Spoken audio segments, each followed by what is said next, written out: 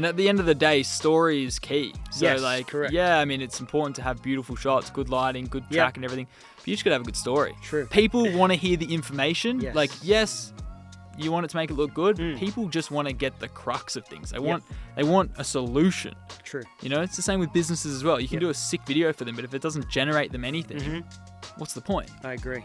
There's always someone who wants to learn off you and always someone who you can learn off. So get the work that is good enough out, because your good enough is going to be someone else's amazing. True. You know, if you're so just focused on like getting the shot, you're going to forget actually being there. Yes. So that's why like whenever I've gone and done these awesome trips and been somewhere really cool, even if it's a stressful shoot and we're chasing light, like it's so important to have like the camera down for a second and just be like, wow, like I'm here. So yeah, it kind of forced me to rethink a lot of things and to change my outlook on life. And that's why like I genuinely think that I've grown so much in the last year.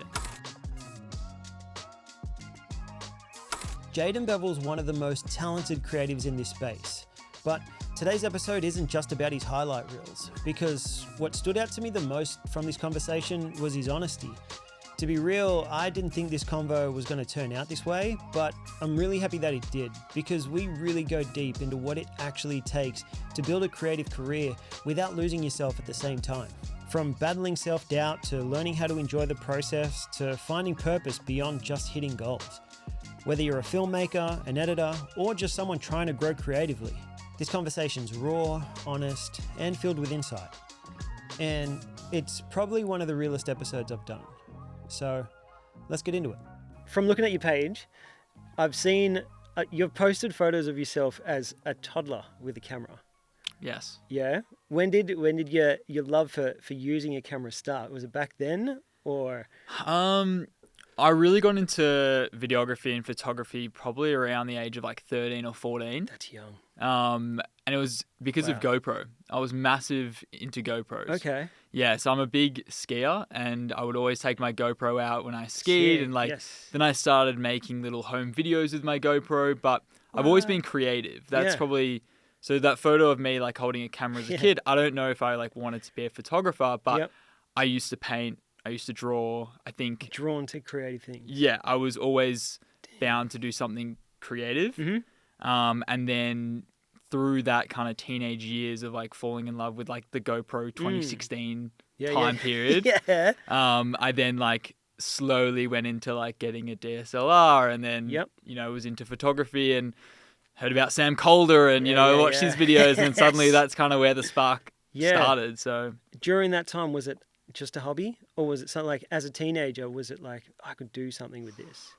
I think I knew I was going to do something as a job in the creative industry. Okay. Like I knew very early on, like that's what you were doing. Yeah. I was like, I don't know what, but I thought maybe initially I wanted to be an artist. Like I wanted to be a painter.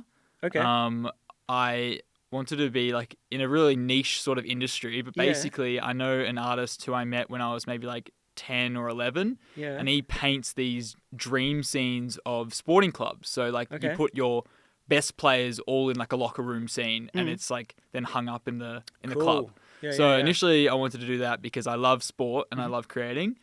And then I think and then from that I realized like painting's probably not going to be the best way to make money. So true. I went into design and I actually studied communication design at university. And I thought I was going to be a graphic designer and fell more in love with the visual and like the actual like photography side of things and stayed away from more graphics. Did you design jerseys for football teams? Yeah. Back in the day, that was like my favorite thing. I used to love creating like footy team jerseys or like, you know, the jersey for the next year or something. So that was like my favorite thing to do.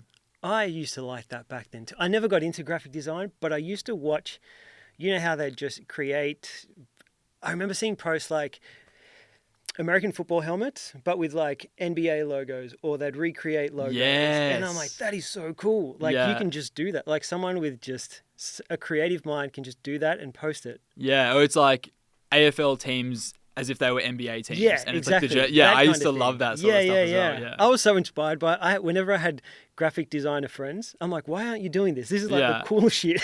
Oh, it's so cool. Yeah. Yeah, graphic design is one of the things that I wish I can learn more about. Something that I want to learn more about. I mean, for my final piece in year 12 for VisCom, which is visual communication and design, I actually based it around designing a soccer team. So like a whole made up one. I took it an original club that's like local in Melbourne, and I like redesigned their logo, redesigned their jerseys. I mean, they didn't actually use it, but yeah. That was an awesome time. Did you see that guy on TikTok? I think he's from Queensland. He just made up a team. Like literally in his mind and started selling merch. Yeah, the Queensland football team. That guy. Yeah, it's so sick. I'm like another one of my future ventures I never got to do is I would love to start something like that, like something that's like retro that doesn't exist. But I love that. Cool. That was cool. That was cool.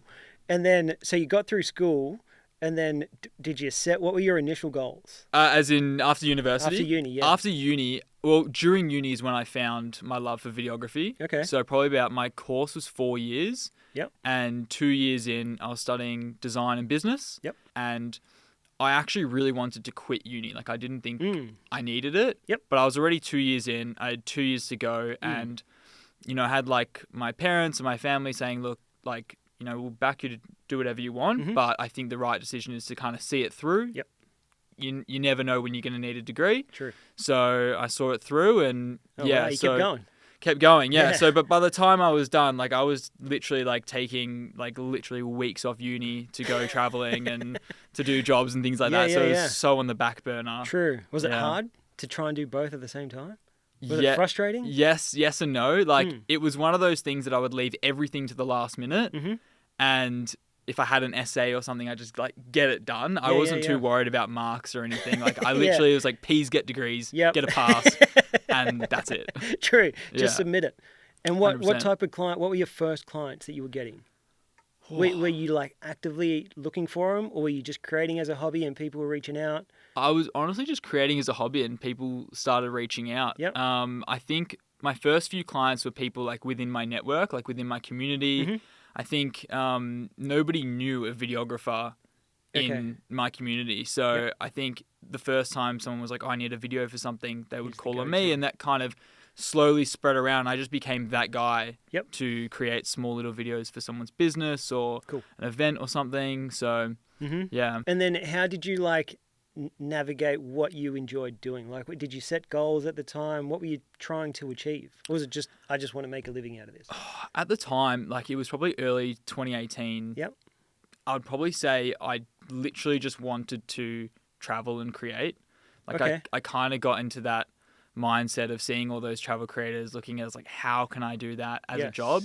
And I would pick up videography jobs in Melbourne to finance my travels and then go away. So I guess my goal at the time was like to just be able to travel and create. That was like the initial goal. There was no real like, oh, I'm going to make this into a proper business. I'm going to want to, be a director or DP or anything. It was literally just how can I create cool videos and travel. Yeah. They're big goals. A lot of people have those goals. Yes.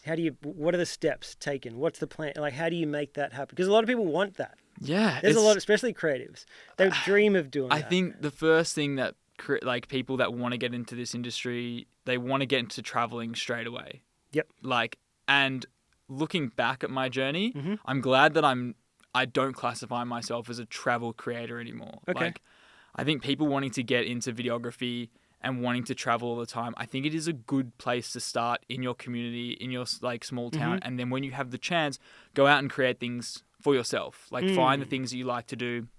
Because I think you'll understand that when you're traveling for work, it is stressful. Like it's amazing. You get amazing opportunities, but you stop your routine. You can't go to the gym. Like it's a lot of things that go on that people don't consider. They just see you and go, oh, you're traveling. Or even people not in the industry, like, oh, you travel all the time for work. You're so lucky. Like, I'm like, dream. Look, I'm grateful, very, very grateful, but it does come with its challenges. Yeah, they usually don't get seen, right? Because that's not what you're posting about.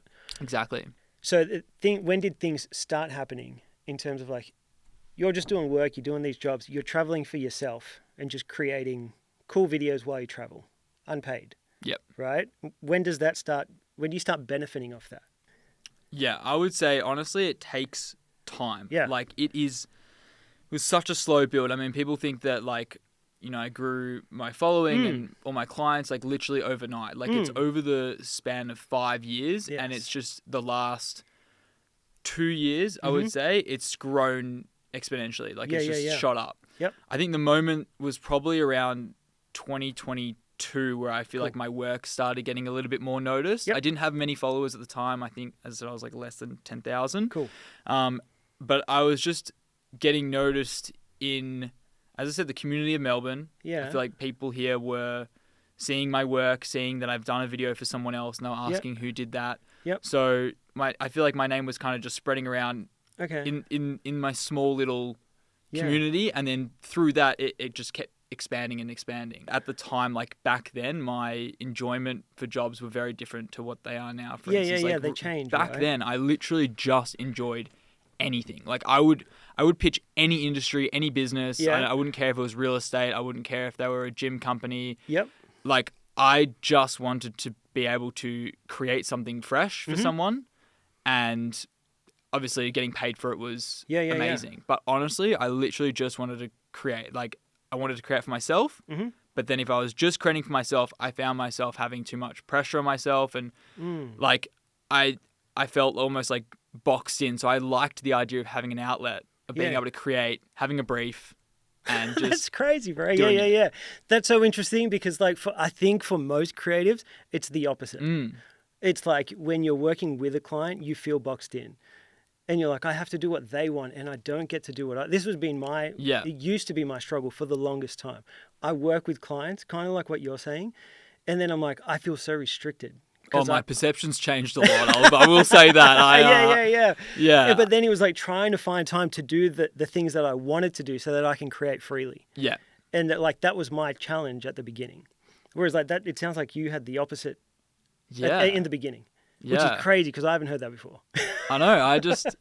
I feel like I had a good balance back then. I think maybe because of COVID, like that 2020 period, I was able to balance things really well. I wasn't getting like that much work, but I was also being able to work on my own creative stuff as well. So I just feel like I had a good balance of being able to create the things that I want to do for my own Instagram and for my own personal reasons, and then being able to like get a client and like be like, okay, what do you need? How can I help your business grow or sell products or whatever? Because it's for someone else, it has a bit more purpose rather than just doing it for you. Yeah, well, if it's for someone else, like at the end of the day, you have to get it done. So yeah, that's true. Like that's true. I feel like I agree. It's funny. I feel like the pressure comes off when you have to do it for a client, because it's like you just got to get it done, and most likely they're gonna like what you've done. Like I mean, unless if they've looked at your work and they know what you're capable of producing, you produce something, they're most likely going to be happy with it. Whereas with yourself, it's so easy to just be like, oh, I'm not going to put that out. I'm not that happy with it. Like it's not how I wanted it to be. Yep. So I feel like working for these businesses forced me to finish videos. Yep. And I'm notorious for not finishing things on my own. Like even when I was younger and I used to draw a lot. Yep. I would have so many unfinished drawings. I'd literally get halfway through and be like, nah, don't like it. And it's the same with video. I've got plenty of video projects that I just haven't seen the light of day just because I wasn't happy with it. Really? Yeah. Wow.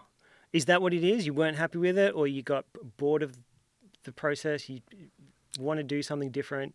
I'm very critical of myself, I think, sometimes overly, and I'm learning to deal with that and learning to just like get stuff out there because what you see in your head when you're creating a video, everything you envision, the inspiration, no one can see. Like no one knows what your video is meant to look like except you. Yes. So when you put out something and you finish it and you look at it and you go, well, I really didn't like it. I wanted like this shot to be like that, or you're thinking that everyone can see your initial concept and it's different, and they're like, oh, well, I don't like it because you don't. Yeah. Everyone else is seeing it with completely fresh eyes. So I feel like, there's this element of now it's like getting things done, getting things out because no one has seen it. Like it's so you true. Who's going to be the critique of how it should look versus how it does look. You're right. That's so interesting. because you have this image in your head and that's what you're comparing it to. Yeah. Yet no one else knows what that is. Exactly. A lot of people are critical of their own work. I get that. Oh, yeah. But overcoming that, there's so many different ways to do it. And I guess working with clients is a good way to do it. Yeah, because you just got to get it done. They're just forcing you to do it. Yeah. And there's that accountability. Like someone else is relying on you to deliver this on time. Yeah. Whereas like when you're doing it yourself, no one even knows that this piece of work exists. Exactly. So if you don't post it, like no one's going to know. Yeah. And there's a lot of fear that holds people back, especially in the creative world.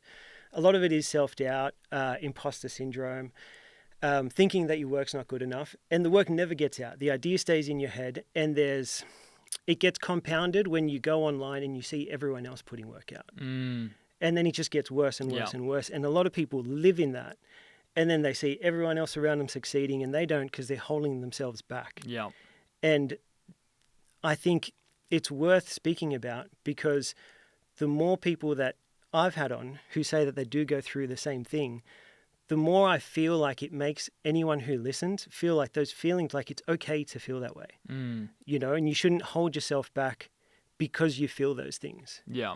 You know what I mean? When you see people that are doing great and you hear that they've also had doubt, they are also very critical of their work, and it is scary. Those feelings are fine, right? 100%. But you do have to find ways to just put it out and overcome that fear. Yeah. And having people on sharing those same feelings, I think, is a good thing. So how did you kind of, outside of just doing client work, how do you overcome those feelings? The feelings of like self-doubt and getting stuff out. Yes. Because I can go back in one of your posts, like you're open about this. That's why I'm happy with asking it, right? Yeah, I'm an open book. You can ask whatever. Yeah, exactly. Yeah. And even in what you do post, right? You do these like recap posts, right? I've noticed like you post on your birthday, you reflect, and at the end of each year you reflect, right? And when you were talking about 2023, you said, like, I'll quote you, "I started off this year in a strange place, not feeling myself, self-doubting, and filled with imposter syndrome. But I couldn't speak up on how I was feeling while life on the outside seemed so great." Yeah, like that's how you were feeling. Yeah. And then you were able to overcome it. I learned that I could change my mindset by becoming more appreciative of myself, my family, my friends, and my passion, right? So you went through this, like you had those same feelings. You, with self-reflection or whatever work you went through, you learned to be more appreciative of things and overcome it. Can you talk us through that process? 100%, because I feel like, I mean, it's interesting hearing that was from 2023, because I could write that now, you know, like literally the exact so it's like same an thing. Ongoing, it's an ongoing thing at the start of this year, you know, I feel like between myself this year and last year, I've done so much self-growth and self-development. I feel like every year you do have that. And then when it comes to self-doubt and imposter syndrome, I think the biggest mindset shift, I know it's cliche, but it is just believing in yourself and just knowing that like I have this quote, I say, there's always someone better and there's always someone worse. True. So there's always someone who's looking to learn off you. Yes. And there's always someone you can learn off, no matter where you are. Like if you're speaking to Sam Calder, I'm sure he's looking at Christopher Nolan or something. I mean, I don't know his inspiration, but there's always someone who wants to learn off you and always someone who you can learn off. So if you position yourself like that, then there's no point thinking I need to put out the best work. You just need to put out work that is good enough. Get the work that is good enough out, because your good enough is going to be someone else's amazing. True. Do you feel the pressure of now having the following that you do have? I imagine good enough would be a lot different to you now than it would have in the past. I think back then I was very much like, okay, I'll just post. I'll just get stuff out. Yeah, it's like no one's watching. Yeah, whereas now it's like... Do you feel like everyone's watching? Yeah, now like I think the biggest thing is I mean, I don't like how... I don't know if you can actually take it off, but if you go to your own personal page on Instagram now, just on the grid, it shows you the views per reel. Yeah. So before you actually swipe to the reels, it shows you the views. Yes. And I actually don't like that, because I don't like the idea of like views and likes determining the worth of a video. Yep. I think there's a lot of videos out there that I've done that I've been really proud of and I'm really happy with, and they just don't get the views or the likes. How do you feel when that happens? I used to feel pretty bad about it. Yeah. But honestly, now I just don't care. Yep. Like, for me, it's like I'm trying to stay very present, and it's like once I've posted something, that's in the past. It's done. So it's like whatever views it gets, whatever likes it gets, like it doesn't matter. It's been done. Like, yeah. Now it's like, okay, what am I working on now? Yep. So, like, it is really important not to get, caught up in the views. And I think like I'm very lucky that I didn't shoot up overnight. Yeah. If I blew up in 2020, I think I'd be in a completely different mindset. The fact that like I had to grind for 3-4 years and I was getting awesome jobs having less than 10,000, my biggest job was doing the Sony FX30 launch, in 2022. I had 3,000 followers and like 500 YouTube subscribers. I'm like, how the hell did they find me? They reached out to you? Yeah. Yeah. So I had no idea. And I was just like, I was like, oh my God, like it just proved to me that you don't need a big following. Like that, like having a big following on Instagram, like, yes, it can provide a lot of benefit. You can get, more eyes on your content, you can sell a digital product, all those sorts of things. But ultimately it is meaningless. And that's why like now with my Instagram, like, yes, I occasionally post a recap reel or like use a trendy audio or something and post it. But I actually enjoy doing that. Like for me, it's not posting because I'm posting. It's like, okay, like I've done a lot of work today. I feel like, a bit burnt out. Let's go over some of my favorite shots and just like put a cool audio to it and just like get it out there. Yep. It's more of just a creative flow for me and a push rather than, I have to get content out because if I don't, like, no one's going to see it. Yeah. And that pressure builds up on people.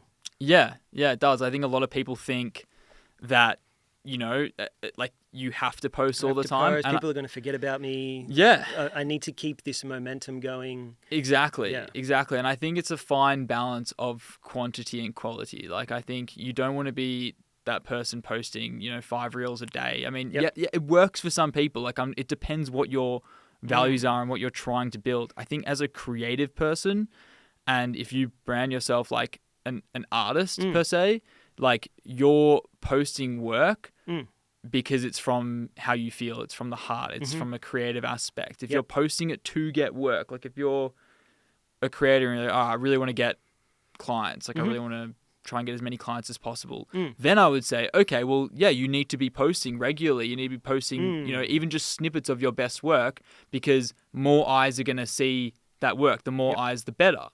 But if you're just purely from a standpoint of, I really want to create something, you don't need that pressure of, I need to create it because my audience requires me to do it. Like they would much rather you wait and put out something that, you're proud of and that you've put in a bit of effort. So like all my favorite creators, I would say, put out now, like a video, like if it's once a year, if I'm lucky, But when they do, I'm like, stop everything you do and watch that video. Yes. And that a lot of effort, it's like time and effort's gone into that. Yeah. Rather than the ones that you're just seeing, like they're getting pumped out. Exactly. All the time. It starts to make you question, like, how much effort's really being put into this and just being thrown at me. And I think one of the important parts when you start as a creative, and I think it's why I was asking all the questions, like all the different types of work you do, is like trying to find clarity in like what you're posting, what you're creating, and why you are creating. Because then that changes everything. But at the beginning, it's hard to know. Yeah. It's hard, like you've got to try everything to know what you like. 100%. And then understand, like, why am I creating? Am I creating because I want to create a great piece of work here? Or am I, there's nothing wrong with it. I'm trying to make money and make a living out of this. So fair. I can do it. Yeah. Honestly, it's a great way to make money, this industry. It's a fun way to make money. Yep. So, I'm not against people that are like, all right, I'm going to go out, start posting on Instagram. Like my literally end goal is to have this as a job, to make money. Yep. And once that's done, amazing. Exactly. Like if you told me I won the lottery tomorrow, I'd be like, okay, amazing. I'd literally just be doing passion projects for the rest of my life. And I'd probably still be working my ass off because it's not for the money. Yes.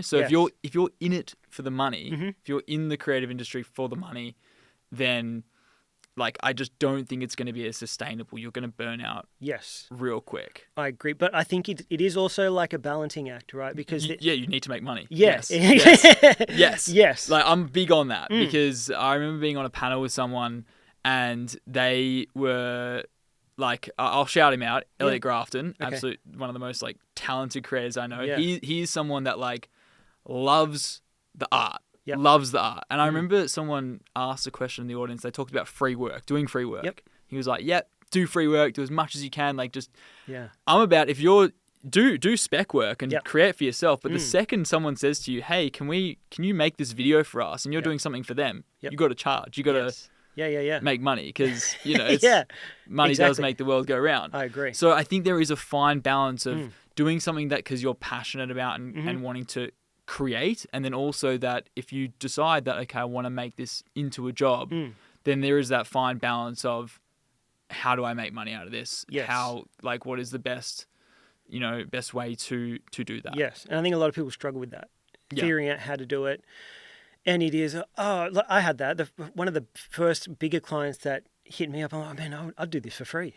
And a lot of people take advantage of that because they're like, oh, you love the art and you get lowballed. A lot of people don't know how to price their work, especially when big brand, like I imagine working with Sony, you're just like excited that you can say you can work for Sony.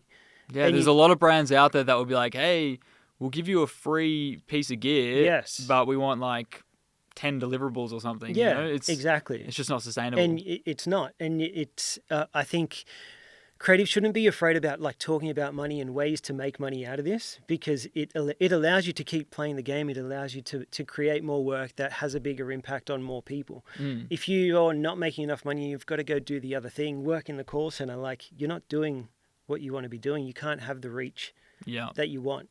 So like you shouldn't be afraid to make money and find ways to do it. Yeah. And I think a lot of creatives like shy away from it. Like they just want to focus on the art. And I'm like, dude, but if you're not making money, you're not going to be able to do this for a long time. That is exactly why I said when I was, in that 2020 period and even now that balance is so important. Having that balance of going, okay, like this week I've got a project that is a good paying client that I can get done. And then also I'm also working on something on my own for the side because it's like inspiring me. It's kind of keeping me going. So there is that balance of having to do both in this industry. That's a hard thing to do too, man. Like how do you balance all these things? Because I see you doing spec work. I see you doing client work. You've got a YouTube channel. Like I'm trying to post on YouTube. It's the same. It's hard to find the time to do all those things. And for the longest time, I would always just like the clients were paying the bills. So my work always got pushed to the side. And I know that that's common for a lot of creatives. And there's this frustration of like, I'm only doing this client work. I'm being told what to do every day. None of this is like my work because they're telling me what they want. And I just can't find the time. Where it got to the point earlier this year where I had to make the decision to get rid of clients that were taking up the most time to free up time to do other, like this podcast. I'm doing meetups now. I had to free up the time and like learn to say no to things to create balance. How do you learn what to say yes and no to with client work so that you can work on passion projects, YouTube and everything else? It's hard. It's definitely... It's not easy, man. Very, especially very as you get busier and opportunities come. I mean, this first half of the year has been really difficult to actually balance that, to be honest. Yeah. I'm still like posting every now and then, but if you noticed, most stuff are from last year, like New York, Japan. I haven't really done a passion trip this year. And why is that? Just busy? Just busy. Yeah, just haven't had the time. And there's obviously been a lot of opportunities that are coming in, and these opportunities that they are too good to say no to. They're cool opportunities. They're good paying. They're beneficial. So it is so hard to balance, and especially like my goal this year was to post more on YouTube. Like that, I still have to. It's still within my goal this year. I said 12 videos, one a month, and I'm well behind. But I've still got the second half of the year to get the rest out. But I think it is, as you said, making space for your own time. Like, I was speaking to Dan yesterday. We're planning our calendar for the next 6 months, and we literally were like, we're having a really busy August to October, and like November, we're like saying no to everything. Like unless like the dream client comes up with like a $300,000 budget. Like we're just gonna say no because you're just gonna burn out. Yes. And it is hard to balance those things. But what I've found the best way to balance things for me, like balancing work, my own creativity, and then like outside of that, my hobbies outside of creativity and my friends, and those things are really important as well, is like time blocking. I beginning of the week, I time block my whole week, and I put in all the things that I want to do in first. Cool. So rather than like depressing tasks, I do like, okay, like I put in my gym. Yep. I put in like, on a Thursday night, catch up with my friends at the pub. I put all those things in first, and then I go, okay, I want to get a YouTube video out this week, so I've got to work on that. Let's put Friday as my YouTube day. And then now I'm like, okay, what tasks do I need to do for work? And I kind of filter that in. And thanks to the help of ChatGPT now, I would kind of put it into ChatGPT and be like, okay, how do I make this work? Yeah. Which is good, but I think it's learning to make those things a priority. Like everything, by the way you structured that calendar, you've told me that you prioritize hanging out with your mates, looking after your health and these things. I'm speaking from like my own experience. There were times where like it was so important to me to figure out how to make money and turn this into a career that I gave up a lot of those things. I gave up hanging out with mates, didn't have a girlfriend for the longest time, didn't look after my health for the longest time because I was so fixated on this. Like, I've got to make this work. I need to find the clients and do this. And it wasn't until I realized like you've actually got to prioritize these things. Otherwise you end up in a place that's not very healthy, and I feel it sounds like you've reached a place where you're like, no, these things are important. As busy as I look and as great as my page looks and I'm always out traveling, these things are important to me. That's the thing I've learned in the last year. Have you always been like that? No. Yeah. No way. Like, I think if I'm being completely candid with you, this is the first year that I've genuinely felt content. Yeah. Like the last 6 months, I'm like really busy and like there's a lot going on, but I'm like, in my stillness, like when I'm still, I'm content. Like for the longest time, I couldn't sit still. I couldn't do nothing. And now I can like every night, I'm taking up drawing again. Hadn't drawn for like 10 years. Every night, hour, drawing, no music, no TV, just drawing. And like, I'm not thinking about work. I'm so in my element. Same with golf. I play golf once a week now. Yep.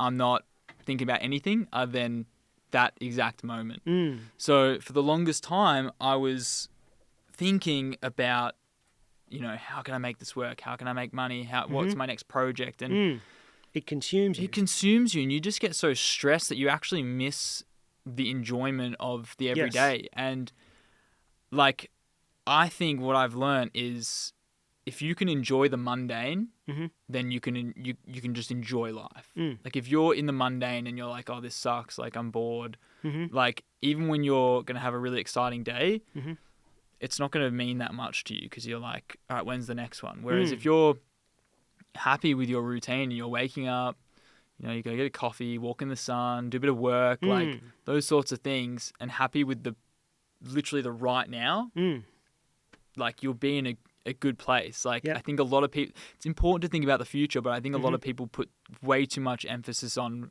what's next. And I think what I've learned is just cliche, but take it day by day and have your goals. And then when you have your goals, structure it back to work out, all right, today, what can I do? What's that 1% to move the needle to get to my goals? Like if you're too like thinking of the bigger picture, I think it kind of sets you up for like always chasing something. I agree. And even just enjoying, like it is enjoying the mundane, but also enjoying like the process and the work. Oh, the journey. Yeah. That's everything. Yeah. I mean, like how many times have I wrapped up a project and kind of sat there and gone like, okay, like I'm really happy with kind of how that's turned out, but the enjoyment of structuring the edit, the pre-production, like that is my favorite phase, like being able to enjoy and be fully engrossed in a project and what you're doing. That is, if you can enjoy the process, that's going to get you the best outcome. And I relate it back to, this is why I think my mindset changed. I relate it back to my art is when I used to draw, I used to be so fixated on what is this drawing going to look like? Like I'd be like literally rushing to get it done so I can see what it looks like. Whereas now, like my skills, because I hadn't drawn in 10 years, like my skills have dropped off a lot. So now I know my drawings, like, I mean, they're not bad, but like compared to what I was doing, they're not great. But now I'm just enjoying the process of pencil on paper. It's the same with video. It's like I'm enjoying building that video. I'm enjoying doing all the sound design. I'm enjoying like getting really nitty gritty. And then at the end, I kind of look back and I go, that was fun. Like, okay, that's what it's turned out to be. But that process is what you want to enjoy. What did it take? What happened 6 months ago? Did you just decide? Is it just deciding to do it? Or does something have to happen? I mean, look, the big personal change for me was about a year ago. Like, I broke up with my ex. Yep. And that was a big shift because, like not to get too personal or anything, but there was cool. no animosity or anything. It was like, you know, I love her and I still do. And I think the biggest thing for me was working out that a relationship isn't going to make me happy. And I think for such a long time, I thought a relationship was going to make me happy. I was like, I'll have all my business, have all my jobs and everything, but like having someone will make me happy. And when I had someone who was so amazing in my life and I still wasn't happy, I had to strip a lot of things back and go, okay, what at its core life can I do to make me happy? Yep. And I realized that if I'm so focused on that end journey, the end goal, I'm just not going to be happy. I'm so much happier in the process of building things and taking it day by day. So yeah, it kind of forced me to rethink a lot of things and to change my outlook on life. And that's why, like, I genuinely think that I've grown so much in the last year. I've been through a similar process as well. And it is, you can say you're attaching your happiness to either a goal, which is like far ahead in the future. So like you're not happy until you get there, or you're attaching your happiness to someone else. Yeah. Both of them aren't in your control and they're not happy, right? So it's like learning how to be happy on your own. Yeah. And that's a process on its own because you've attached it to things that aren't within you. Yeah. I mean, we're human beings. We're always going to want more. We're always going to want something. So it's like if you set your happiness on a goal and achieve that goal, like, yeah, you might be happy for a day or a week or whatever, but it's not going to be sustainable. Yes. Like, even if you get to that 10 out of 10 peak happiness, that is not sustainable. Like, I would much rather, this is what I've learned as well, is I'd much rather enjoy like a 7 out of 10 happiness than having a 10 and then a 1. Yeah. Having that like that flow of... But even the process, I heard someone saying, it was so long ago and it stuck with me. And he's like, you think that like happiness is at the top of that mountain, and then you get to the top, and then what you realize when you get to the top is that beyond the top is just more fucking mountains. And you're just going to have to do it all over again. And if you don't enjoy the process, like that's what's there. You get to that goal, you're just going to set the next one, and then you're back to square one, not being happy until you get to the goal that you've now reset. Yeah. I mean, life is literally just enjoying the movement of time. Yeah. You know, like... but it's learning to enjoy the mundane, like the painting, the hanging out at the pub with your mates. Yeah. And being present in those things. Yeah. This podcast has taught me how to be present. Yeah. I mean, I think a lot of people do neglect those things. They put, especially in the creative industry, they put so much effort. They put all these hours into working on a video or a product or whatever it is. They're up till 4 a.m., you know, that they don't see friends. They don't, you know, have a partner or anything. They're too busy. All these things. I'm like, yes, your drive and your goals are important, but there's so much more beauty in life if you just kind of stop and smell the roses. And I used to hate that saying because I was like, come on, like it's so cliche, but it's true. Like I literally, like even yesterday, like I was in a bit of a stressful day and I walked down at like 11 a.m. to grab myself a coffee, had that first sip, closed my eyes, and I was like, oh, I'm just happy. I've got a mountain of work to get back to. And I'm just right now, like I'm chilling. Like I'm just loving right now. And it's so important. And I wish I could like give some sort of like, you know, pathway to feel like that. Because I would used to listen to podcasts like this and be like, oh, like how does that...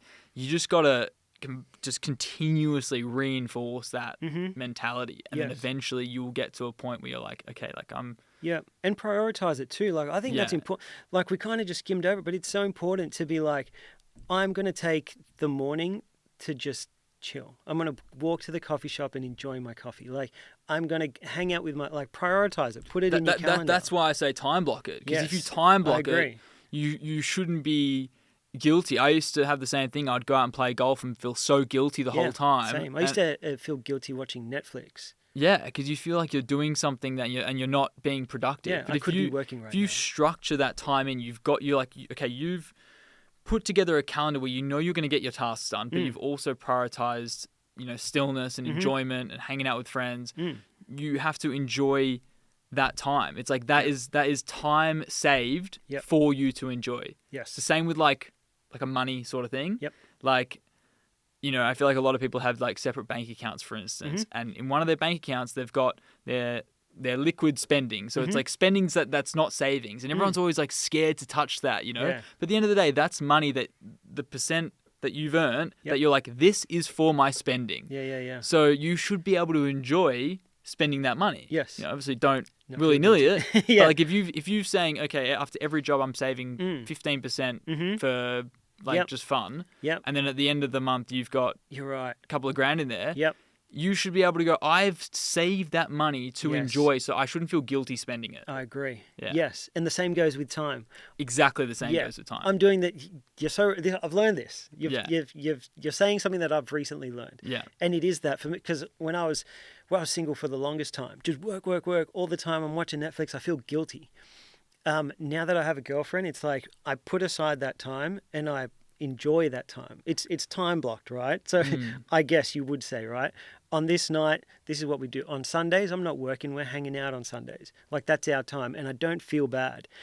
And the thing is, one, I don't feel guilty, but two, because I've given myself that time and enjoyed it, when I come back to the work, I feel amazing. Yeah. I feel refreshed. I don't feel bad about anything that I've done because it's been prioritized. 100%. And when you take that time to yourself, even going to the gym, I go to the gym every day. It seems counterproductive because you're not doing work during these times. But by doing that, you come back to the work feeling amazing and way more productive. Less stress. Taking a step back from when you're creating is literally one of the best things you can do. Yes. Like, you're working really hard and then you keep watching this video and you're like, oh, it doesn't work. Yeah. Go do something completely different. Go to the gym, go hang out with your friends, go play golf, whatever it is. When you come back, as you said, you're going to be so much more refreshed and you're going to have so many more ideas than sitting at your desk and going, I need to finish this. Like, I need to just get it done. Like, have that time to step back and then come back more refreshed. It's crazy how that works. Yeah.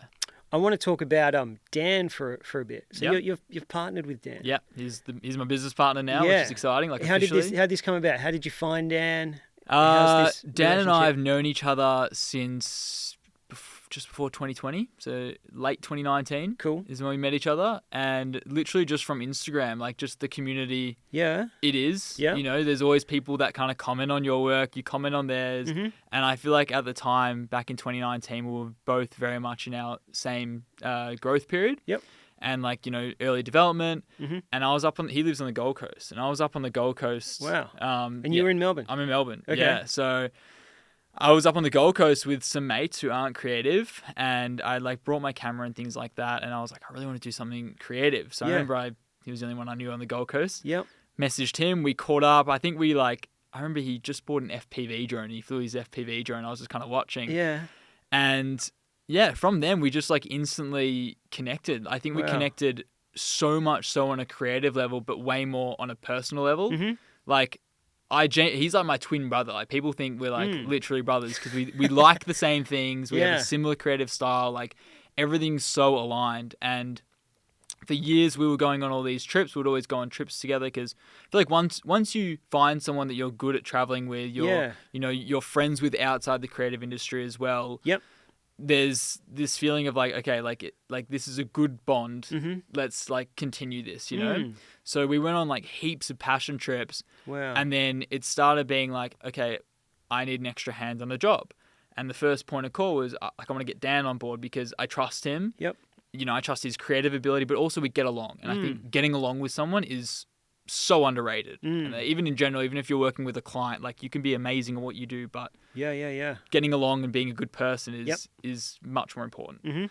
So it got to last year where we started mentioning it, and I said to him, I'd started B Visuals, and I was like, look, I see us working together at some point in the future, having an actual business together. Yeah. And we always are working with each other. We always tag each other in our Instagram posts. What's mine is his and what's his is mine, in a sense of when we go out and take videos. True. It's here's my SD card, here's your SD card. That's cool. It's just having a second person on the shoot. And I think some creators in the past can be a little bit more gatekeeping and be oh, this is my SD, I'm taking this. Yep. So having that bond with someone, just being able to be like, let's just share each other's content, support each other. And because we're on the same level as well, I feel like we just kind of grew together. And that's when I was like, all right, it makes sense just to like start something that's just like you and I together, so we don't have to contract each other every time. It's just a collective. So it's honestly been the best thing I've done. Really? Yeah. And it's only like this week's like the first week that Dan and I are actually working on the business together at the same time, because he just left LSKD. He was working there full time. Oh, no way. So he was a full time.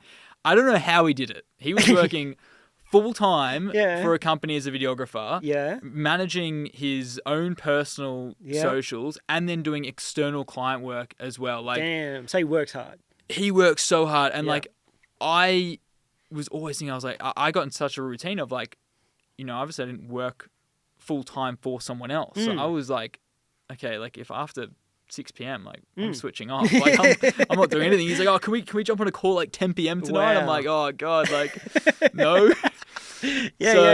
I'm really glad that he's now like, you know, left LSKD and now we can genuinely focus on like really important things, building the business and allocating. Honestly, for him, I think it's important for him, allocating time for a holiday. The man needs a holiday. Yeah, sounds like it. Yeah, and some time to work on some passion stuff. Because those are the things that are going to fuel you. If you don't have that, you're just not like... Which is good, right? Yeah. It's good to have someone like you that can, like... You kind of bounce off each other like, hey, man, you could benefit from some of this. And I'm sure I could also benefit from something that you do that I don't. 100%. Yeah, I think that's when you have a business partner, you have different strengths and different weaknesses. And like having them blend together is, it really is a great feeling. You also have to be open to it too, though, don't you think? Because partnerships, you hear partnerships break down a lot. Yeah. And a lot of people are very scared of, especially with business, like business partners, and you have to choose them right. And there's always those people saying, be careful because they can easily fall apart if things don't align. It had like, I guess you guys knew each other for a long time, but is there any sort of like fear that like a lot of people avoid becoming business partners with friends or family because they're afraid that they don't want to ruin a friendship? I think, look, I'm so grateful to have someone like Dan as a business partner because we're so aligned. Yeah, that's exactly. Like all I can say is we're aligned. Like we literally just think very much the same. Yeah, and you know when you go into business with a business partner, a lot of the times you do say, okay, I'm going to take my strengths, take their weaknesses, sort of thing. You have very different qualities. Yeah. One's the creator, one's the businessman. Like very different things, and together, you create a really cool business because, you know, one's just doing creativity, one's just doing business. Yeah. You can set aside your things. Whilst I do think that's really good for businesses, like, honestly, like, I can't explain it enough. Dan and I are literally, like, I feel like we're very, very similar in a sense of the stuff that he likes, I like. The stuff that he doesn't like, I don't like. And I'm sure there's little things that he likes that I don't like, but that's when the compromise starts to come in. You just communicate those things. But... yeah, I think if you want to go into business with someone, like it's different having that kind of one person that you just rely on and you contract out and that's a friend because, you know, you've still got your own sort of thing. Like I'd say it's a really beneficial thing having that. But if you're completely aligned on something and you have the exact same vision and goals, and even if they are slightly different, like I think it's really beneficial to partner up with someone. They keep you in check. They keep you aligned. And, like, I think, like, Dan's been really good for me in terms of keeping me in check and aligned. Because I'm actually, like, on shoots and things like that, when things don't go according to plan, like, and things get a bit stressful, like, I can get a bit, like, moody, for instance. So having Dan on board who's, like, you know, I can kind of pull back a little bit, let Dan deal with the client, let me calm down for a little bit. So having those... balances is really, really important. And in terms of like clients these days for the business that you have with Dan, how are you finding them? I'm sure people are just reaching out to you. Yeah, we're really lucky at the moment that like most of our work is from people reaching out to us. How do you navigate that? Do you have to say no? Do you have to learn to say no, or? Yeah, you do. You have to learn to say no to.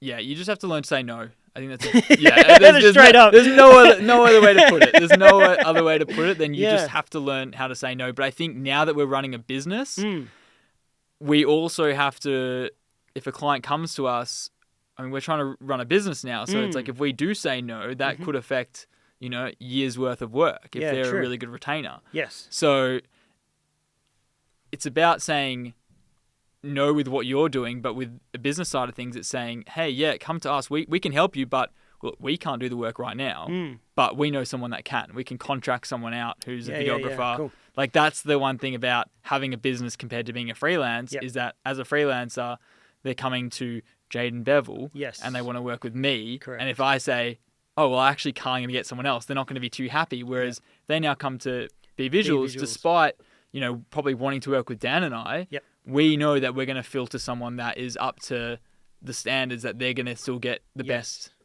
thing for their job. Correct. Yeah. The only thing that is about saying no is when it affects you is about like collaboration posts and things like that. I think those are tricky. Do you get asked to do those often? Sometimes. Yeah. I don't get a heap, which is good. Yeah. I actually I really don't want to. And I've done a few and they've just I don't know. They've just, viewership wise, I haven't done well. And obviously that I put a lot of pressure on because it is a collaboration. I'm assuming the client wants the video to do well. So there's added pressure. And I just feel like whenever I've done a collab post, it just doesn't do that well. I don't know what it is. I mean, some people do it really well. Like Dan's done quite a few collaborations and his collaboration smashes through the roof. He's really great at that. Yeah. But for me, I have to be if I'm doing a collab post with someone or a company, I have to be so aligned with that company and be it just seamlessly flows through. I can't promote something that I feel like I have to go and do or create something that isn't me. If they come to me, literally 9 times out of 10, and to be frank as well, we both don't really want to do collaborations. We want to have our main page as a way of creative expression. What we want is to, when these people come to us and say, hey, we want to do a collaboration with you, we actually come back and say, sounds great. How about we do a video for you guys? And we end up upselling them so much because they're like, really? Oh, well, hang on, we can actually get a whole bunch of reels for this and we can use them as advertising. Yeah. And then the one thing we've started to pitch, which is really good for us, is this behind the scenes concept that we've kind of come up with. Okay. So a company will come to us and they'll say, we want to collab post. We recently just did one with Audi. Dan collabed with them on Audi. And they were like, okay, we want you to use the car, Dan. We want you to drive the car and promote the travel photographer lifting up his camera out of the car. And we're like, we just don't want to do that. So what we did was we pitched an ad. We said, we'll create a spec ad essentially for you guys. Yep. That was the initial pitch. And they were like, oh, we really want you to be in it. So this came up with the idea of a behind the scenes video. How did we use their product to create this short film? Yep. So we created a spec ad for ourselves. Okay, got it. Yes. And the client, and we got to upsell them because the client wanted that project as well. Yeah. But then we have this behind the scenes content, which our audience is going to align with so much more. They're going to see the value in it because they're getting the brand awareness of whatever product they're shooting with, but they're also seeing us do what we do rather than us driving a car around. Our audience doesn't care if we're promoting a random product, but if we're creating a video on that product, our audience will be very interested in that. Yeah. So that's the thing where no comes into play of when you say no and how you can kind of finesse things to get it back on your terms. True. I feel like this comes with a lot of experience though, of dealing with clients pitching to you, to not only say no or not say no, but make suggestions with bigger brands, like a brand like make Audi. Suggestions, make ask for more money. Yeah, that's a big one. All these things. Yeah, I think especially if any creator gets approached by any big brand for the first time, you just want to say yes, let alone make your own suggestions and change the brief. Yeah. I think it comes with experience and probably confidence in what you guys do, having an understanding of your audience as well. That things aren't going to perform based on experience. Yeah. When people are first coming up, they don't know any of these things, let alone have the confidence to say no, change the brief, make suggestions. Well, let's say someone coming up, I feel like someone coming up might not necessarily do a collaboration post, but if they're working with a big brand, they've got a really cool opportunity to work with a brand, and the brand comes and says, like, they don't even mention a budget. They just say, we want to work with you. Right. Yeah. Like, what is your rates? Like, what Yep. do you do? And they're thinking, wow, this is a really cool company. Mm-hmm. I'm going to really like lowball and undercharge because I Yeah. want to work with them. Yes. I think that's a bad thing to do. Like, you should really know your worth, know how much you can charge, and, you know, price fairly, but price what you are actually worth. And how do you think you figure that out? How have you figured that out for yourself? How do you price what you're worth? Yeah. Like, understand what your worth is, especially when it comes to socials and say someone wants a collaboration. Yeah. How do you figure out what that value is? I think a lot of creatives don't understand. Like, they undervalue themselves to some point, some the other way around. It is difficult to work out. Yeah. It is definitely difficult to work out what you're worth, especially for things like collaborations. Yeah, I feel like you have a better understanding now because of your experience, like working with brands for as long as you have. I think when it comes to money, like in terms of collaborations, like there's just I feel like it's like I will look at a dollar figure and go, okay, that is something worth putting that effort into, you know, like, or if it's a really amazing client and it's, you know, a really fun job and the budget's not as good, like. And I ask for more and they say no, I might be like, okay, it's still an awesome job. So I'll take it. Like, the money that they've put forward is worth it. But sometimes if a client comes and says, we'll give you $500 to do this or something, and it's a massive project, no matter how amazing it is, it's like, is that worth that money? Like, no, it's not going to be. So that's when you should say no. Like, and honestly, if a big company is coming to you and saying, oh, we want to work with you for free, I honestly recommend just going out and creating a spec ad for yourself. Like, then it's on your terms. Like, then at least it's then like, if you're doing something for free, like, you're not having a client breathing down your back and like telling you what you can and can't do. Like, the second you have a client telling you what you can and can't do, you should be getting paid for that. You're benefiting there, you know? Correct. Yeah, that's a good point. And then in terms of your, I saw that you were making money through Flow State. Yeah. Can we talk about that? Like, how did that idea come about? What made you want to start creating a digital product? Yeah. Digital product has always interested me. Yep. And I've never ever known how to do one, how to start. I didn't even know, like, I just had no idea of a lot of people don't. How to begin. Yeah. Like, I didn't know. And honestly, one thing I've always wanted to do is also, like, people always ask me for my LUTs. Like, everyone's always like, please release LUTs. Like, I don't know how to actually begin selling a product. Yeah, So, like, if you're asking how to begin, I will say my good friend Sam Newton came to me and he said, look, we run Innofade and they want to do a collab with me where basically I would get to create and curate all the wipes in my pack and I'll get to promote it. But basically they did all the back end in terms of the website, the ads, the promotions, all these sorts of things. So for me, it was a bit of a no-brainer. It was my first entry into a digital product. But then also I didn't have to worry and stress about, you know, doing all these things, like the marketing sides of things. And in the future, it's definitely something that I want to do. Like, I want to release like a LUT pack. Like, that's something very much high on my list. But it takes time to do these digital products and to these courses. So for me, with Innofade, I genuinely thought it was a great opportunity for me to get my foot in the door without taking too much time off. And I also think it's an awesome product. Like, I genuinely think that a lot of people who are just starting, like, I feel like this pack isn't for, you know, expert creators or like people like myself right now, because I feel like they know exactly that they want to get the shot of what they want to get. But I feel like it's really great for people who are just kind of getting into videography, just starting, they're trying to find their feet in this industry. Having these wipes can really improve an edit and kind of like teach you. It's like buying a LUT pack. It's like, right now, if I sell LUTs, like, the guy next to me, he's not going to buy them because he wants to create his own LUT pack. But someone just starting out needs that LUT pack to learn how to color grade. That's how I learned how to color grade. I bought a LUT pack. And then I started kind of replicating it and creating it. So having these wipe transitions allows someone who's a beginner videographer to improve their edits dramatically straight away. And then eventually they'll get better and better and better and start, like, you know, introducing their own sort of style and things. So I think it's a really good, like, first step for someone. And that's a lot of these digital products. Correct. I think they're a good stepping stone for someone in the industry. I feel like for a lot of us that's usually what they are. Like, the LUTs and all these packs are the starting point, and then it's the understanding how did this come about. Yeah.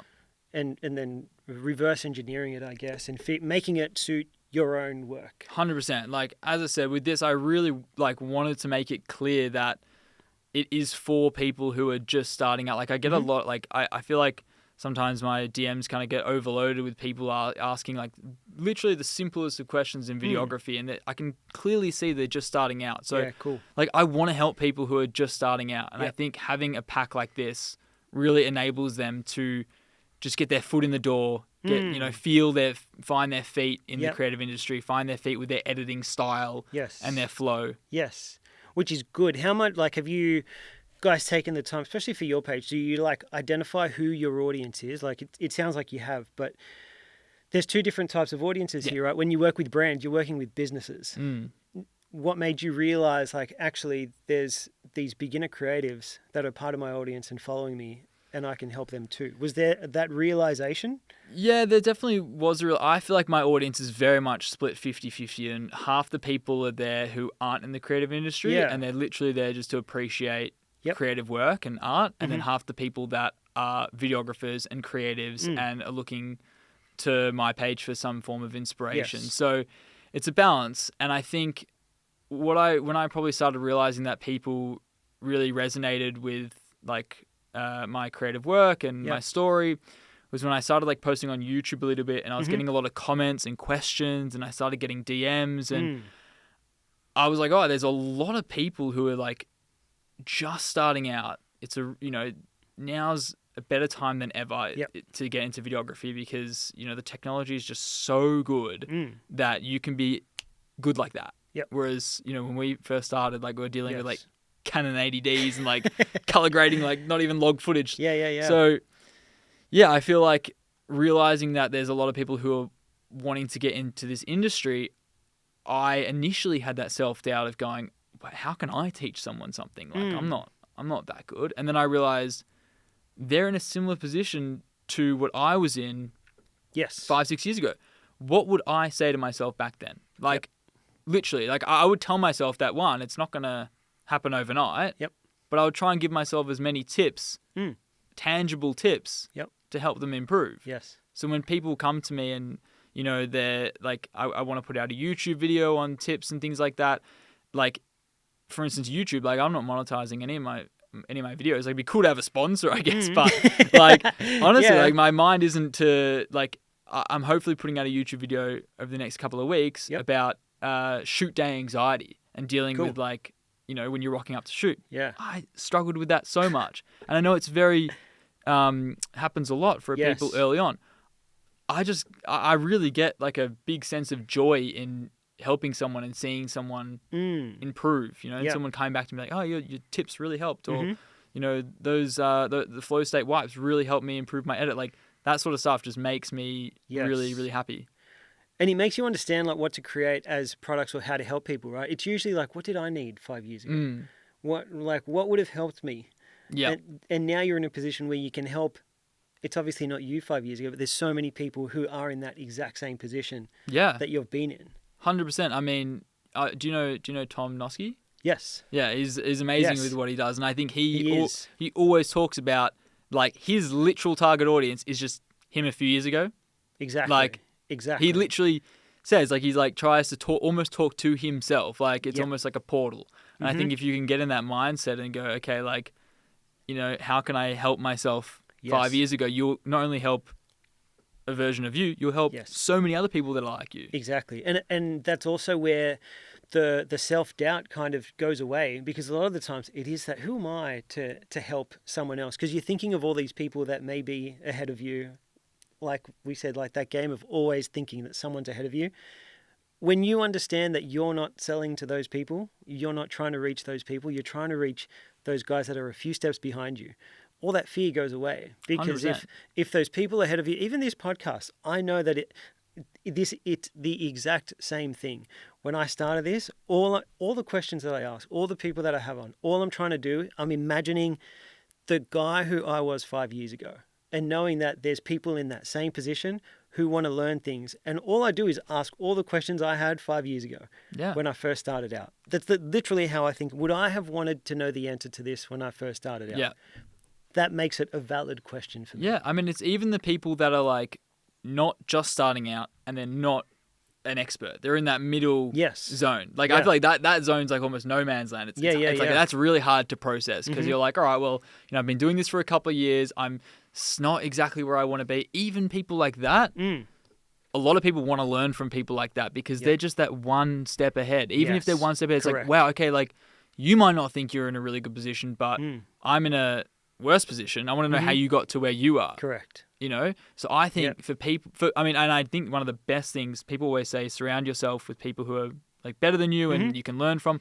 Whilst I agree with that wholeheartedly, surround yourself with people who are at the same level as you. That's true. And you will grow like crazy. Yeah. Like it's actually crazy. Like surround yourself with people who are similar to you, who are in the same, like same, you have the same ideas and sort of things like that. Yep. You'll help each other so much than trying to reach out to someone who's like at the top right now and be like, oh, can you like help me out? I really need some tips and things like that. Like, if they get back to you, amazing. They'll, give you some little insights. But having someone who's on the same level as you, give their insights because they're going to know stuff that you don't know either. Correct. And you're going to help each other so much. You're both going through it in real time. Yeah. Yeah, I agree. That's good. I don't think a lot of people look at that. Like the people that are around them and they're constantly looking to learn from people that are ahead. I read a book. It would have been from Ryan Holiday. I don't know. He's got so many books, dude. Is it called Stillness is the Key? He's got so many. Okay, because I'm reading that one right now. Oh, really? Ryan Holiday. It was one of his earlier books. Okay. And he talks about this example about the people you should have around you. And I've agreed with this ever since I read it, when some things just hit. And he was like, there should be 3 people that you should always look to have in your circle. Yeah. And it's someone ahead of you to teach you how to get to wherever you want to go, but also be specific. Like if you know where you're going, you then find someone who's already there and they'll teach you how to get there. You also want someone below you because if you can't teach something, then you probably don't understand it well enough. So by teaching someone, you're going to have to understand this topic so much more. So those people are just as important. And also have someone on your level, which is what you're saying. It's more of a yardstick. You don't know whether you're improving or not if you don't have these people. You have accountability. These people are going through it the same as you. And he talks about like have those 3 people. A lot of people don't look beside them. They don't even look below them. They're just looking at the people ahead, which is good. There's benefit there, but there's so much more benefit by making sure those people are around you. So much more benefit. I like those 3 people in your lives because I think the people that just look ahead, that's when a lot of self-doubt comes in play because you're like, how did they get so good? Why are they so good? Yeah, why am I not there yet? Yep. Whereas when you start looking at where you're at and seeing that within somebody else or looking at someone who is, not at the stage you're at, that's when you can really appreciate where you're at. True. Yeah. True.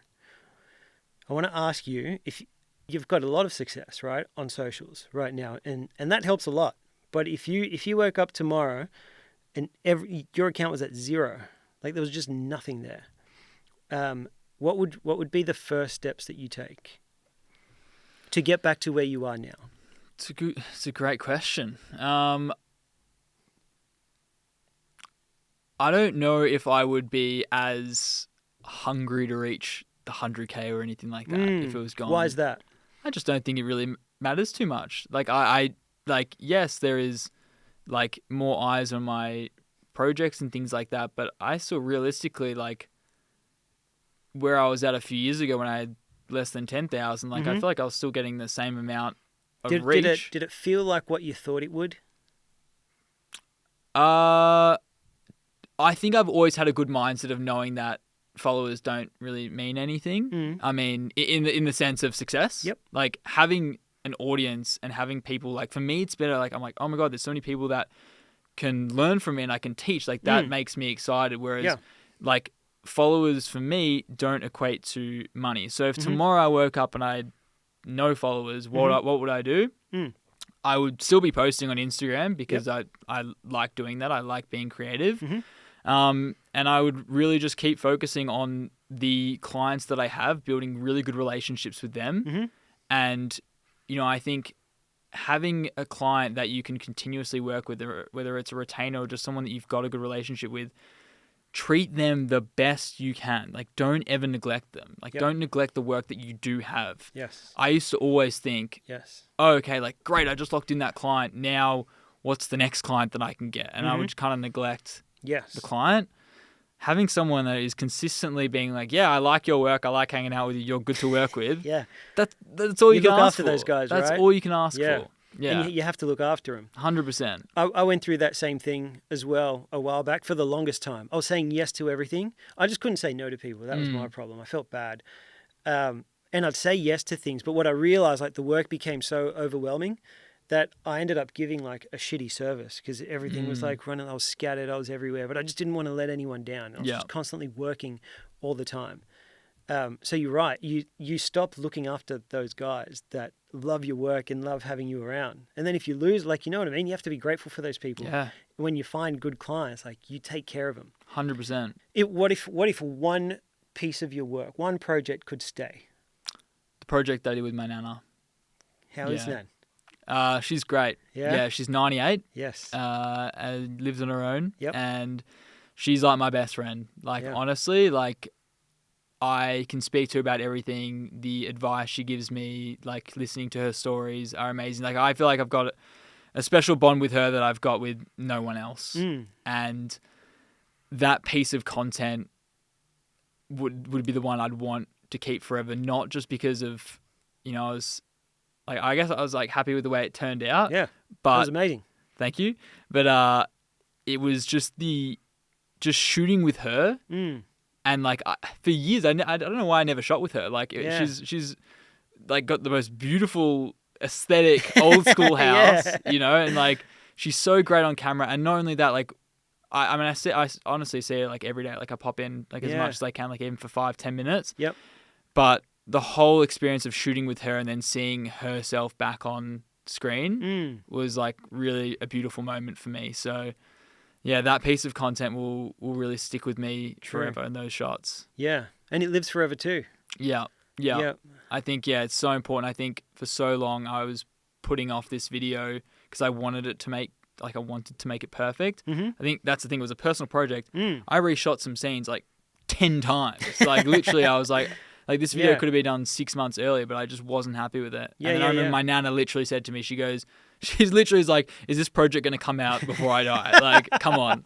And I was like, come on, man. I was like, we're still a few years, like we're getting you to the ton. We're getting to the 100. But I was like, honestly, like I need to just get this done. Cause like, it's just going to be. It's hard with something like that. Like you'd want it to be perfect. I get it. Exactly. But at the same time, it's like how perfect can you make it, right? Yeah, and at the end of the day, story is key. So correct. Yeah, I mean, it's important to have beautiful shots, good lighting, good track, and everything. But you just got to have a good story. True. It's the same with like that's the thing I'm considering with like my YouTube at the moment, and I'm in that like torn. You know, perspective of like, do I make this YouTube video about shoot day anxiety? Do I make it really like aesthetic and, you know, like put so much effort into like all the graphics and everything? Or do I just speak to the camera and get it out? And you're tossing up which one to do. And I'm like, honestly, Jayden, just get it out. Get it out. People want to hear the information. Like, yes, you want it to make it look good, but people just want to get the crux of things. They want a solution. True. You know, it's the same with businesses as well. You can do a sick video for them, but if it doesn't generate them anything, what's the point? I agree. Yeah. I think it is true, especially with YouTube. I feel like if you're giving the value, if there's value in there, like I don't think people care like how perfect it is. If I'm getting good value out of this, if there's a great story or connection or emotion, a lot of the times, because I was speaking with Chris, like the guest before, and it's like he's a great storyteller. And I was like, what makes a great story? He's like, emotion. It's just feeling. If you can communicate that feeling, it doesn't matter what gear you're using. You know, you can use great gear. If it doesn't connect, if it doesn't have that feeling and that emotion, you could have shot it with an iPhone. Great story. Like people are going to connect with that. 100%. You know, and yeah, I couldn't agree more. Yeah, that's good. That was good. Who inspires you? It's a good question. I've got like, there's definitely a few people on Instagram that I save, like probably lesser known like DPs now. Yep. People, you know, less than 10,000 followers that are working on major brand campaigns. like I'm just trying to think of like the top man. I've got a folder on Instagram that I just save a bunch of like true. inspiration. Same. But all of them seem to be now like ads and like spec ads and those sorts of things. So that really inspires me. Yep. And then just also people, as I said, who are on my level, like my friends, like Dan, like always inspires me with his work, and then the other people that I'm like constantly working with. Like I really appreciate when I see a piece of good work on Instagram and it kind of like lights a fire inside of me. Yeah. So in terms of individuals, I'm more open to just like work itself. Like I just see a piece of work, and if I resonate with it, like then I'm inspired by it. Yeah, cool. Is there any like dream collaboration? Dream client. Dream collaboration. Honestly, I would have to say I'm a big golfer. Okay. So, like, I don't know, doing something with like Tiger Woods or like I don't know, one of the big golf brands. Yep. Like a really cool, like emotive golf piece would be so sick. I've done like a spec ad on that before, but I would love to work with that. Or I'm also a big skier and doing something similar in the ski industry, like some sort of ski project. So like when it comes to dream client, like I could say like Nike, for instance, like that would be pretty sick. But like honestly, I'm going to get the same enjoyment from working with Nike as I am from any other athletic brand if I get to create a similar story. So I can't say I've got a dream client, but I've just got a dream shoot, which is like a cool golf shoot or a cool ski edit. Like that's like if you're given the opportunity, you'd know what to do with it, kind of thing. Yeah. And then just one thing on like the state of like socials these days. A lot of people find it hard to stay original because it seems like the algorithm tends to favor trends and things that look the same. And there are some people that kind of balance out like playing that game, but also staying original and making a video about your nan. You know what I mean? Like that's not a trending video. What's your take on that and how do you see it? Do you think it's a good thing, a bad thing? How should people approach it? I think with trending videos and trending audios, like it's not a bad thing. I think it's a good way to just like have a little bit of fun and just like showcase your best work with the trending audio. Especially if it's literally just kind of slapping a few clips together and putting it out. Like they honestly can go crazy sometimes. So you never know what's going to pop off and what isn't. I think the people that take a trending audio and then do something unique with it, like original with that trending piece, is really cool. Yep. And then doing something for your own self and your own creative process, those videos probably aren't going to do the best in terms of the algorithm. But you got to do them for the audience, the quality audience, the audience that really aligns with you, really likes you. Yes. They love your work. They're the ones that are going to be there and supporting you. So for instance, with my Nana video on Instagram, I think it was like, my first Nana video that I did, which was literally a trending audio, and I just put some clips of my Nana. That went crazy. You got like 17 million views. Wow. Which was nuts. That pretty much blew up my account. Yeah. But my most recent one, now I think it's like sitting on like 100k views. Yep. On Instagram, but it's on like 1.5k on YouTube. So like really not that many. Yep. However, I've got heaps of comments. Like I would rather get like 100 comments and 1,000 views than 100,000 views and just the comments being like cool, nice. Yeah, some fire emojis. Yeah. So when it comes to those personal projects that you want to do, knowing that it's for yourself and like if you want to put it out for other people, it's those creators that are going to value your work. And then with those trending audios, that's kind of more just a broad reach. Like that's just people to kind of just see your work, I guess. Yes. And people should lean into both. I think a lot of creatives that feel like it's either one or the other, whereas like I think the answer is both. It just depends what you enjoy. I mean, as I said, I love looking back on my old footage from New York or whatever it is. And like, I love doing a passion project, just having a bulk of footage. Yeah. I think it's awesome now to literally be able to recycle content so easily. Like before, as I said, in the early 2020s, I was going traveling, and once I put out that clip, I could never use it again. That's why I was unsustainable because I constantly had to travel. Whereas now it's like I can just look back on cool footage, hear a song, and be like, "Oh, that's kind of cool. I'll make a little reel to that." And because I enjoy the process of creating that reel, It's fun. Like I enjoy it. It's not like there's times where I'll be like, okay, like, oh, I probably want to, maybe I'll post like 4 reels this month or something. Yep. I won't post 4 reels because when I'll get to it, I'll be like, I don't really feel like posting a reel. But then when I think I don't need to post, that's when I'll be like, oh, I kind of feel like I want to create something just for myself and like a little 15-second short cut. And then I'll just post it. True. Yeah. That's good. How do you feel when you look back at your old posts? I love looking back at my old posts. Yeah, I love it. It's so interesting. Like, what are the thought process? I feel like it's an interesting question because most people give different answers. Like some people hate looking at their old work because they're like, oh, it's terrible. I could have done so much better. Yeah. And then others love it.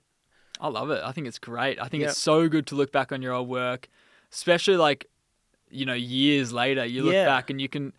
Because that's the thing, you're on such different wavelength. Like you can't really criticize your old work. You can't be like, oh, this sucks. Like I'm so bad. Like you're a year in or 2 years into your journey. Like I think it's cool to appreciate it and go like, hey, that's actually not bad for like 2 years in or a year in. Yeah, that's true. So like I look back and I think what I was doing when I was creating those reels, how I was feeling, how all my thought process. I think it's cool to look back on as like a little piece of. Like a memory bank, True. So I don't think you should like criticize your own work. You should look back on it in fondness. Yes. And someone actually asked me basically like I'm mentoring someone at the moment. Okay, cool. Which is crazy for me. Like this is what you should lean into more though. That's what I think. Someone was like, they wanted her name's Vicky, awesome girl, and she was like, oh, I'd love to have a coffee with you. And, and then she was like, oh, like, we'd love to have like kind of a couple of sessions like every now and then. I was like, it's basically a mentorship. She's like, yeah. I'm like, I don't feel like I'm in the right place to do this. There's so many people that are like, another position. But, as we said before, like, about teaching someone and, you're always going to be in a better position than someone that you can give information to. So she was actually saying to me, she was saying, I look back at my recent video that she made. Yeah. So she created this video and like we kind of went through it and kind of critiqued it. And I said to her, I was like, as like your mentor, I'm going to critique it in a way of like, I'm going to try and actually pinpoint things that I think you should work on. Good. And she said she looks back on it constantly over and over again and tries to pick out all the things that she can change. I literally said to her, I was like, it's all right if you want to come to me and show me the piece of work and I can tell you like what points can be improved. But once it's done, move on to the next. And that's when people say, look back at your own work. It's like, look back on your own work in fondness and go, cool, I created that. What is my next piece? Don't critique it in a way that you're going to constantly look at it. Like it's done, like put it to bed, be proud of what you've done. So that was like my key point to her is saying like, just stop watching it so many times and analyzing it. Like, go create something else. Yeah, bro. Especially your own work. Like, you look at it 1,000 times. Most people are going to look at it once, maybe twice. Exactly. Yeah. Yeah. That's true. I like looking back at my old work. I usually just look at it and I'm like, man, there was a time like I thought this was so good. Yeah. Like, at the time, I thought this was so good. Yeah. And then you're looking back at it like years later and you're like, there was a time I thought that was amazing. Yeah, 100%. Like, it's a good thing because it shows growth. Yeah, it's cool. It's cool to see your growth. It's cool to see how like you've improved. And it's also cool to see things be like, okay, like I see what I was trying to do there. Like, like, okay, the sound design is not too bad. Like, I remember I looked back at like one of my first videos ever. I'm like, hey, I was doing some decent sound design back then. Like, okay, like I didn't think I, like clearly like, knew something. And there are things that you can bring back. You're like, oh, I used to do that. That was so cool. Yeah. Why did I stop doing that? 100%. I've had that. So I think it's great to look back on your own work in, as I said, in fondness and just not being too self-critical. Yep. If there was like one thing, say if you were to give like any piece of advice to like someone's watching and they're trying to get to where you're at, what's like one thing that you'd be like, if I could do this again, I'd focus on this one thing so much more. Like this made the most impact. I mean, I know we talked about it quite a bit, but just enjoying the journey. Like I wish, like I'm 27 and, a lot of people think I'm a lot younger than that, but true. No, I'm 27 and I wish I could kind of go back to when I was like 22, 23 and just be like, mate, like you've got so much time. Like you're so young. Like I remember I've had like creators that are like 19 message me and be like, how did you get to where you are? Like, what's the steps? I'm like, dude, you're 19. Like, you're so good for where you are. Like, when I was 19, like, I had no idea what I wanted to do, you know? Mm-hmm. So, yeah, like, if I could honestly just tell myself, you know, back then, and people who are, you know, just starting out, like, just enjoy the process. Like, things will just slowly work out. And honestly, the longer something takes is not a bad thing. Like, I'm a big believer in, you know, if you rush something and want it to go quickly, it's not that great. Like, you'd rather things take a longer period of time and enjoy that than just kind of rushing it. Yeah, you're not gonna enjoy it if you rush it. And you do appreciate it more. Yeah, you do have to enjoy it. And I'm still learning this as I go. As much as I feel like I've had a lot of growth and trying to understand these lessons, I still get caught up in that exact same thing. Like, it's not like, I don't think you ever reach a point. Like, you always have to remind yourself. I ran an event recently, first time. It was so stressful because I built a photography studio. And I was like, I've got to make use of this space. I was like, other creatives were like, you should run an event. I'm like, cool, like a meetup. So I did it, and I was so stressed out about it the whole time. Like, organizing's not my strength. And the whole time I was just like, oh, it's got to be good. I've got to organize this and that, and I need a model. And I'm thinking of all these things. The prep went for 2 weeks. The event, like, all this build up to the event, and then I don't even remember the event, dude. Like, it just went by. It literally just ended. And, like, I was like 1,000% not present. Like, I can't tell you anything that happened because when it was on, I was so stressed out about what was going on. And fair, it was like my first time. But if, like, my takeaway from that is, like, I felt nothing because it was a blur. And I wish, like, you've worked so hard, you've built this whole thing. All these people have come, like, you've created something so cool. And I just wasn't present because I was so stressed out because I wanted things to be perfect. And I'm in the process of organizing another one. And one of, like, my goals out of all of it is just when it's happening, like be there and enjoy the it. moment. Exactly. I completely missed it. And it's like, as much as I have tried to learn these things through my own work and even in the podcast, like, just learning to be present, you still have to keep getting reminded. Yeah, it's even like on trips and traveling and things like that. Man, it's very easy to get caught up in getting the shot, and, like, you know, we're traveling to these insane locations, and, you know, if you're so just focused on, like, getting the shot, you're gonna forget actually being there. So that's why, like, whenever I've gone and done these awesome trips and been somewhere really cool, even if it's a stressful shoot and we're chasing light, like, it's so important to have, like, the camera down for a second and just be like, wow, like, I'm here. Like, shooting sunset, like, I've always made this a thing that, you know, when the sun, like, is just that little slither and it's about to go down, camera's down, and just, like, watch that little bit go down. And then you can shoot some blue hour after. But, like, put your cameras down and just enjoy that moment. I agree. Yeah, totally. Yeah, dude, this has been awesome. This has been really good. Like, lots of lessons, like, lots of things that I relate with. Like, a lot of the things that you were talking about, I was like, man, I've been through that too. I totally know. And I think it's really cool that you made that video about your nan. I thought that was cool.